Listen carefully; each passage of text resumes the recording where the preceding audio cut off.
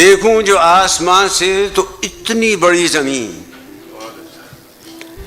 بڑی زمین پہ چھوٹا سا ایک شہر، چھوٹے سے ایک شہر میں سڑکوں کا ایک جال، سڑکوں کے جال میں چھپی ویران سی گلی، ویران گلی کے موڑ پہ تنہا سا ایک شجر، تنہا شجر کے سائے میں چھوٹا سا ایک مکان، چھوٹے سے ایک مکان میں کچی زمین کا صحن، کچی زمین کے صحن میں کھلتا ہوا گلاب، کھلتے ہوئے گلاب میں مہکا ہوا بدن، مہکے ہوئے بدن میں سمندر سا ایک دل، اس دل کی وسعتوں میں کہیں کھو گیا ہوں میں، یوں ہے کہ اس زمین سے بڑا ہو گیا ہوں میں۔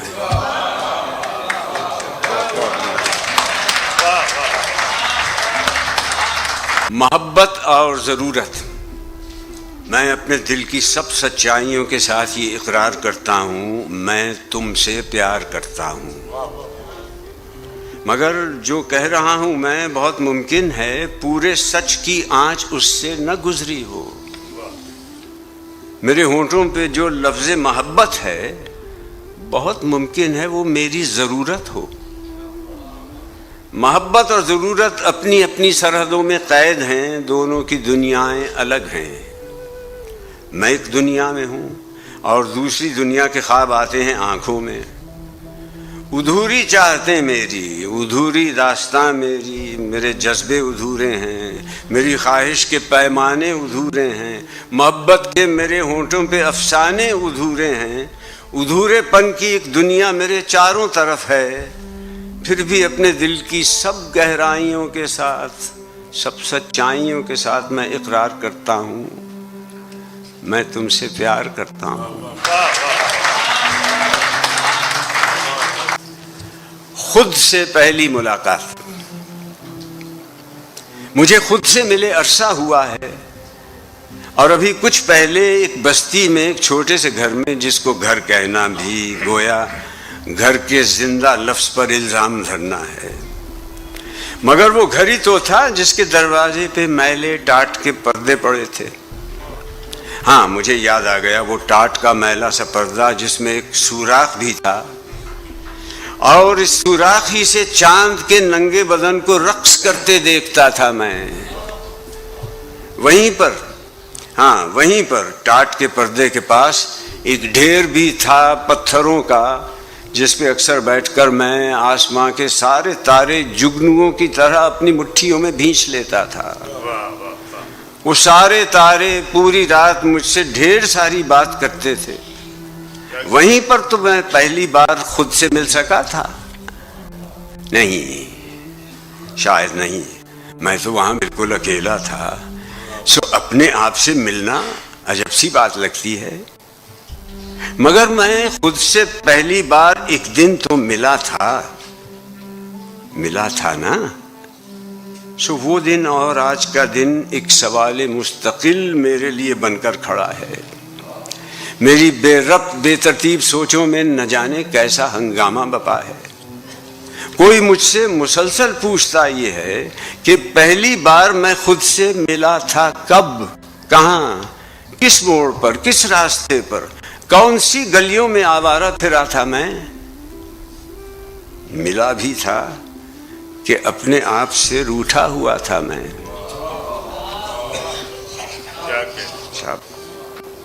بیٹے کے نام، میں تمہاری آنکھوں سے وہ زمانے دیکھوں گا جو ابھی نہیں آئے، میں تمہارے پاؤں سے تیز تیز بھاگوں گا ایسی شاہراہوں پر جو ابھی نگاہوں سے مثل خواب اوجھل ہیں، میں تمہارے ہاتھوں سے وہ پہاڑ چھو لوں گا جس کو سوچ کر بھی اب سانس پھول جاتی ہے،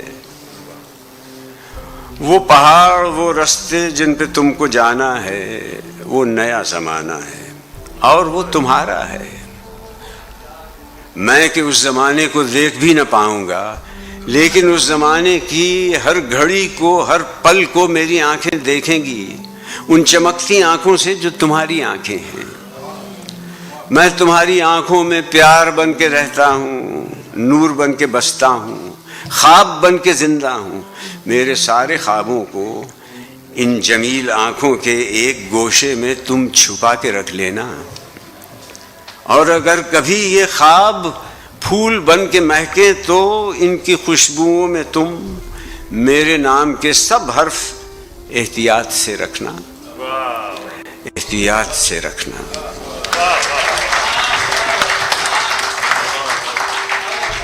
اپنے کمزور ایمان کی پختگی کے لیے، اپنے اندھے خیالات کی روشنی کے لیے، اپنے بوسیدہ افکار کی تازگی کے لیے دھونس سے، زور سے، بندوق سے بے گناہوں کے مقتل سجائے گئے. نوجوانوں کے شفاف چہروں پہ جنگل اگائے گئے. مدرسے لڑکیوں کے جلائے گئے. اب انہیں زندہ درگور کرنے کا ایک مرحلہ اور ہے. امن کا، پیار کا، بھائی چارے کا، اخلاص کا اور تحمل کا زخمی پرندہ آج بندوق کی نالیوں میں پڑا سو رہا ہے. تذکرہ صرف ایمان کا ہو رہا ہے.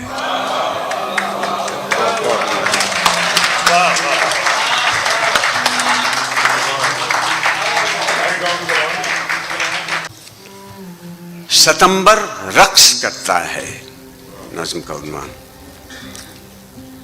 ہمیں مشکوک کس نے کر دیا ہے؟ ہماری لال شریانوں میں نیلا زہر کس نے بھر دیا ہے؟ یہ موسم اس قدر نامہرباں کیوں ہو گئے ہیں؟ یہ بارش میرے کپڑوں کو بھگوتی کیوں نہیں؟ یہ رستے مجھ سے کھل کر بات کرتے کیوں نہیں ہیں؟ یہ سناٹے مجھے چپکے سے کیوں راز اپنے بتلاتے نہیں ہیں؟ ابھی کچھ روز پہلے تک یہ بارش میرے کپڑوں کو بھگوتی تھی، یہ موسم مہرباں تھے اور یہ رستے مجھ سے کھل کر بات کرتے تھے. یہ سناٹے بھی مجھ سے اپنے دل کے راز کہتے تھے. ابھی کچھ روز پہلے آشنا ماحول میں ان بارشوں سے، راستوں سے، موسموں سے اور سناٹوں سے ہم ایک دوستانہ ربط رکھتے تھے. مگر اب ہر طرف ایک غیر مانوس اجنبیت شک کی دیواریں اٹھائے سو رہی ہے. کسی نامہرباں لمحے پہ اپنے رو رہی ہے. فضا میں ایک فصل نا امیدی بو رہی ہے. ہماری لال شریانوں کو نیلا کرنے والے کون ہیں؟ اور جسم میں یہ زہر کس نے بھر دیا ہے؟ ہمیں مشکوک کس نے کر دیا ہے؟ کمزوروں کی خواہش. بہت مضبوط لوگوں نے کبھی بھی امن کی خواہش نہیں کی ہے. کہ خواہش امن کی کمزور لوگوں کی تمنا ہے. یہ مجبوروں کی دنیا ہے، یہ محکوموں کی بستی ہے. مگر مجبوروں کی دنیا میں، محکوموں کی بستی میں کبھی جب آگ لگتی ہے تو سارا آسمان رنگین ہوتا ہے، زمین شعلے اگلتی ہے. کبھی کمزور اور محکوم مل کر ایک نئی تحریک کا آغاز کرتے ہیں، پھر اپنی آرزوؤں کے جہان نو کا استقبال کرتے ہیں. نئی تاریخ ان کی انقلابی داستان میں رنگ بھرتی ہے. یہ اپنی جان دیتے ہیں، وہ ان کو زندہ کرتی ہے. مگر تاریخ تو تاریخ ہے، یہ خود کو دہراتی رہے گی. سبھی کمزور اور مظلوم اور محکوم جب انعام پا جاتے ہیں اپنی زندگی میں، انقلاب تازہ کی بنیاد رکھ چکتے ہیں، تب ان میں سے کچھ مضبوط تر انسان اپنی تازہ تر طاقت کے ہونٹوں سے نئی تاریخ ظلم و جبر دہراتے ہیں. لیکن ان کی آنکھوں میں حصول امن کی خواہش نہیں ہوتی. تو کیا یہ صرف کمزوروں کی خواہش ہے؟